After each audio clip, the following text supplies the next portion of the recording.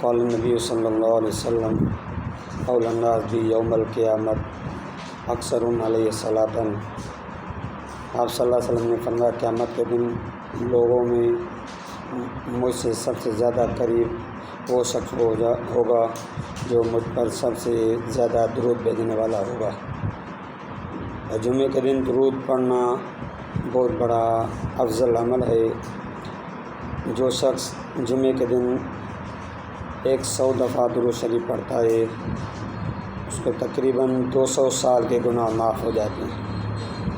اور ایک حدیث میں آیا ہے کہ تمہارے دنوں میں افضل دن جمعے کا ہے اور اس دن کثرت سے درود پڑھ لیا کرو، کیونکہ وہ تمہارا درود میرے روزے پر میرے اوپر پہنچایا جاتا ہے۔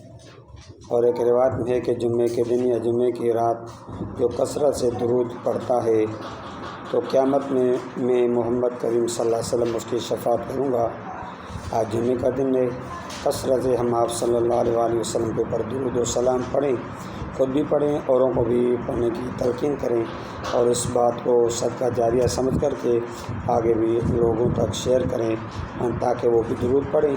جب وہ پڑھیں گے تو ان کو تو ثواب ملے گا اور آپ اور ہمیں بھی درود سلام کو آگے پھیلانے کا ثواب ملے گا۔ وما توفیقی الا باللہ۔